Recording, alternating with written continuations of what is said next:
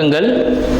இப்பிரபஞ்சத்திற்கும் எனது அருமை தாய் தந்தையருக்கும் என் உயிர் மேலான குருநாதர்கள் அனைவருக்கும் என் வணக்கத்தை தெரிவித்துக் கொண்டு இந்த நிகழ்ச்சி இன்னைக்கு போவோம்.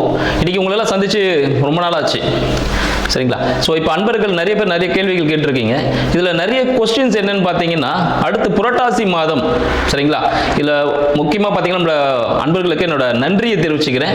என்னன்னு பார்த்தீங்கன்னா, கடந்த மாதம் நிறைய பேர் கால் பண்ணிட்டு நிறைய விஷயங்கள் நடந்தது அப்படின்னு சொல்லியிருந்தீங்க. இது ரொம்ப மகிழ்ச்சியாக இருந்தது. ஏன்னா உங்களோட ஆதரவு தான் எங்களுக்கும் கடவுள் எங்களுக்கு பரிபூர்ணமாக கொடுத்துருக்கிற அந்த விஷயங்களை உங்களால் கொடுக்க முடியுது உங்களுக்கு எல்லாருக்குமே. அதுக்காக உங்களுக்கு நன்றியை தெரிவிச்சுக்கிறேன். இன்னைக்கு என்ன பார்க்க போறோம் அப்படின்னு பார்த்தீங்கன்னா, புரட்டாசி மாதம், சரிங்களா? இப்போ வருகின்ற புரட்டாசி மாதம் எப்படி சிறப்பான விஷயம், ஏன் புரட்டாசி மாதம் ஒரு சிறப்பு அப்படின்றத பார்ப்போம். புரட்டாசின்னு பார்த்தீங்கன்னா பெருமாளின், சரிங்களா, பெருமாளின் அவதாரம் அப்படின்னு சொல்லுவாங்க.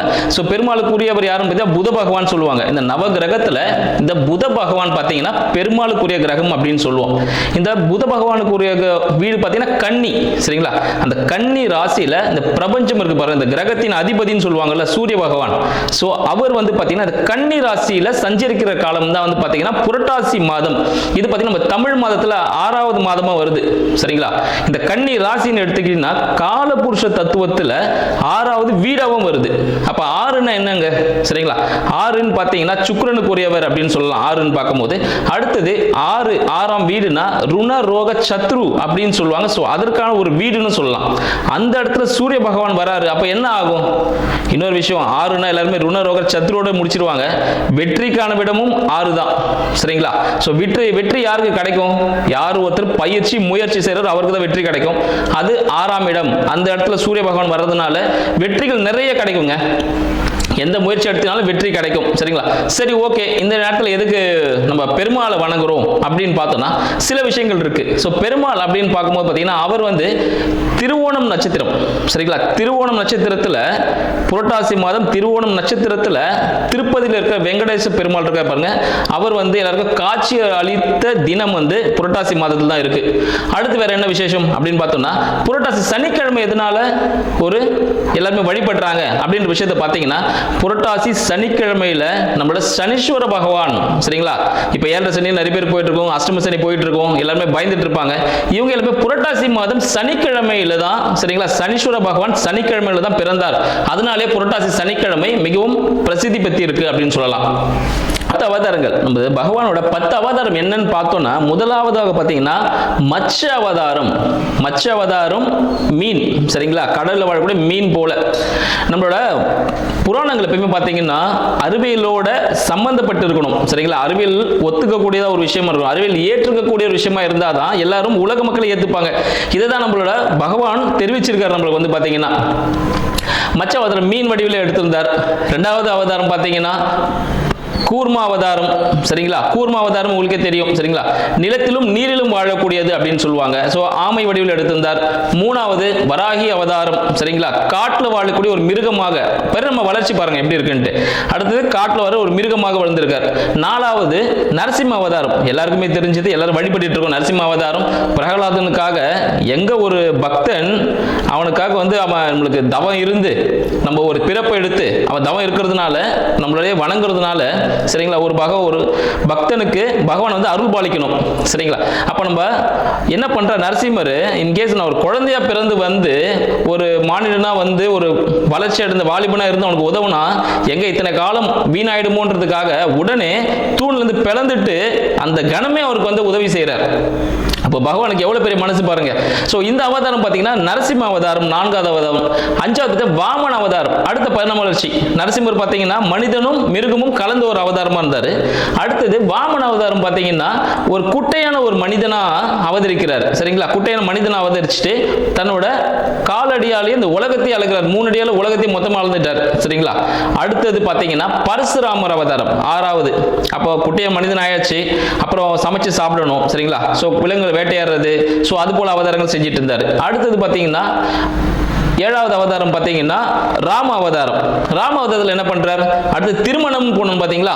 திருமணம் போகக்கூடிய அந்த காலகட்டம்ல திருமணத்துக்கு என்ன பண்ணும், ஒரு கணவன் ஒரு மனைவி அப்படின்ற மாதிரி எப்படி நெறியோட வாழணும்னு கற்றுக் கொடுத்தார். அடுத்தது 8வது அவதாரம் பலராம அவதாரம். ஒரு பலமிக்க மனிதனா இருந்துட்டு ஒரு விவசாயம் செஞ்சுட்டு இருக்கணும், ஸோ விவசாயம் செஞ்சு எப்படி மனிதன் வாழணும் அப்படின்னு சொல்லிட்டு அந்த அவதாரத்தை காட்டியிருந்தார். அடுத்து பார்த்தீங்கன்னா 9வது பார்த்தீங்கன்னா கிருஷ்ண அவதாரம். இப்போ எல்லாருமே பார்த்தீங்கன்னா இப்போ 9வது அவதாரத்தை தான் எல்லாம் வணங்கிட்டு இருக்கோம். ஏன்னா இந்த காலகட்டத்துக்கு அதுதான் தெரிஞ்ச ஒரு விஷயமா இருக்கு. கிருஷ்ண அவதாரம் எல்லாருக்குமே தெரிஞ்ச ஒரு விஷயம். சரியா, கம்சனை தும்சம் செய்யறதுக்காக வந்திருந்தார் அப்படின்னு சொல்லுவோம். 10வது கல்கி அவதாரம் சொல்லுவோம். கல்கி அவதாரம் இன்னும் பிறப்பு எடுக்கல அப்படின்னு சொல்றாங்க. ஏன்னு பார்த்தீங்கன்னா இந்த கல்கி 10வது அவதாரத்தில் இப்போ நம்ம இருக்கோம், இது கலியுகம்னு சொல்லுவாங்க. சரிங்களா, இந்த கலியுகம்னா என்னன்னு பார்த்தீங்கன்னா எல்லாருமே முடியக்கூடிய ஒரு காலகட்டம் அப்படின்னு சொல்லுவோம். எப்பயுமே பகவான் பார்த்தீங்கன்னா ஒரு அவதாரம் எடுக்கிறார் அப்படின்னா உடனே நாளைக்கு இன்னைக்கு ஒரு குழந்தை பிறந்துடும், 10 மாசத்துல குழந்தை பிறக்கும் அப்படின்ற கதை இல்லைங்க. சரிங்களா, பகவான் பிறக்கிறான்னு பார்த்தீங்கன்னா 4,32 வருடங்களாகும் ஒரு அவதாரம் எடுக்கணும்னா. சரிங்களா, அப்போ பார்த்தீங்கன்னா 4,32 அவதாரம் அப்படி எடுத்திருக்காருன்னா இன்ட்டு 4னும் போது அது கிரேதா யுகம்னு சொல்லுவாங்க. அப்போ கிரேதா யுகத்தில் 4 அவதாரம், ஃபர்ஸ்ட் 4 அவதாரம் முடிஞ்சிச்சு. அடுத்து திரேதா யுகம். திரேதா யுகம்ல 4,32,000 வருடங்கள். அப்போ 4,32,000 இன்ட்டு 3 அப்படி போகும்போது திரேதா யுகம்னு சொல்லிட்டு. அடுத்தது துவாரபாக யுகம். துவாரபாக யுகம் பார்த்தீங்கன்னா 4,32 ஆண்டுகள் இன்ட்டு 2 வருடங்கள், இது துவாரபாகியம் சொல்லுவாங்க.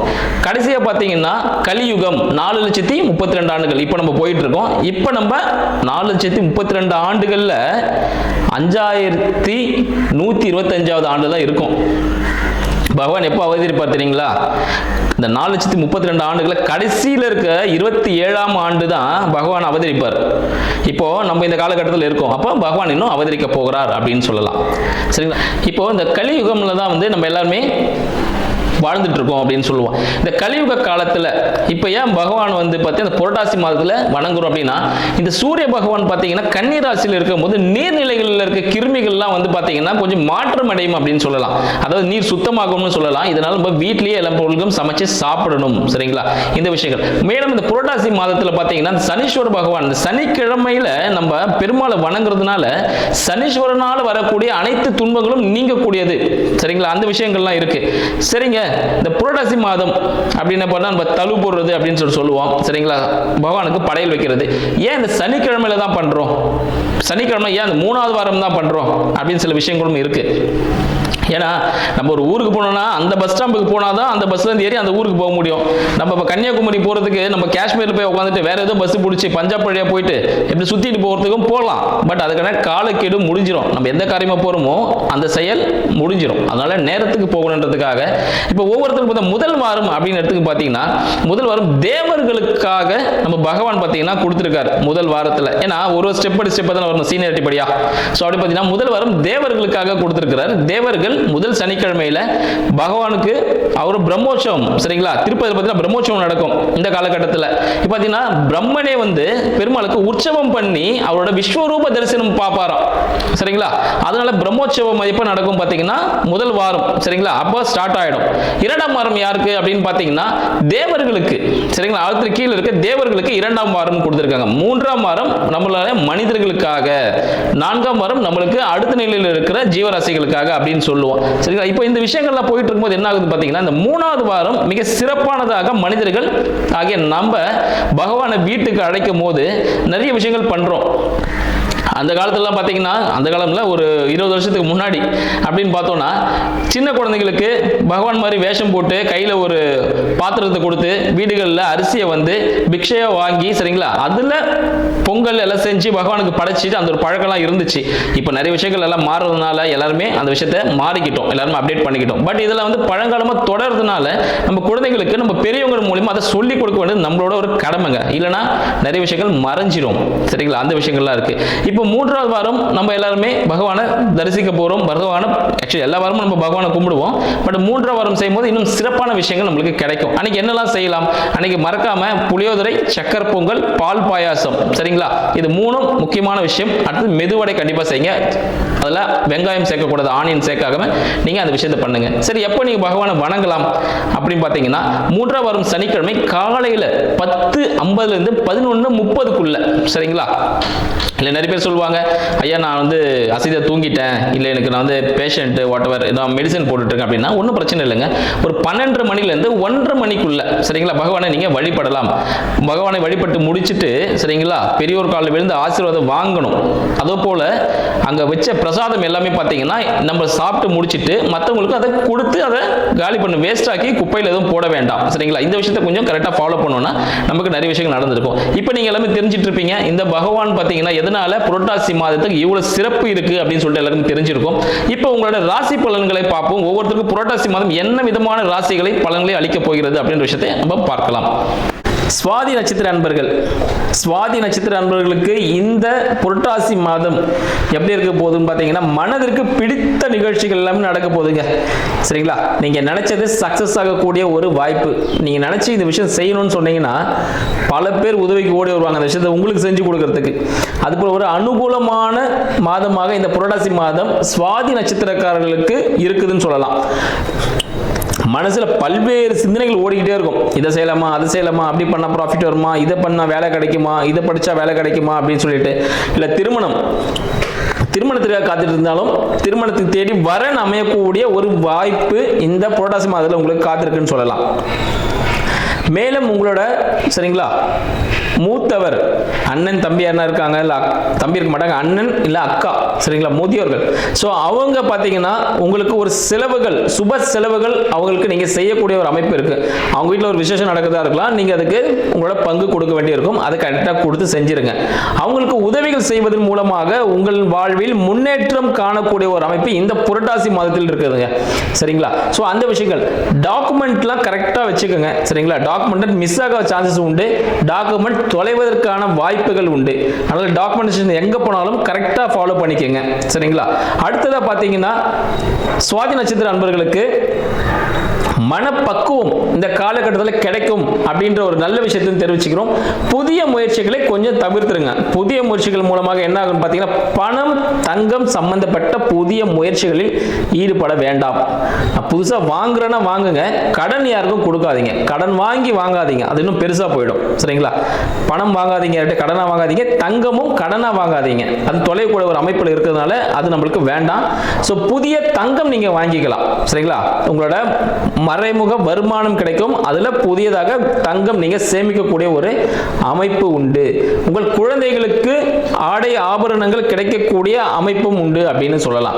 உங்களுக்கு 6ல சனீஸ்வர பகவான் இருக்கார். சோ வெற்றி, புதிய வேலை வாய்ப்பு கிடைப்பதற்கான ஒரு வாய்ப்பும் இருக்கு அப்படின்னு சொல்லலாம். புதிய வேலை வாய்ப்புகள் கிடைக்கிறதுனால கண்டிப்பா அந்த வேலையை எடுத்துக்கங்க. கொஞ்சம் ப்ரமோஷன் ஸ்லோவா தான் கிடைக்கும், பட் நிரந்தரமான ஒரு வேலை கிடைப்பதற்கான வாய்ப்பு இந்த சுவாதி நட்சத்திர அன்பர்களுக்கு இந்த மாதம் புரட்டாசி மாதம் மிக சிறப்பானதாக நிகழ்கிறது.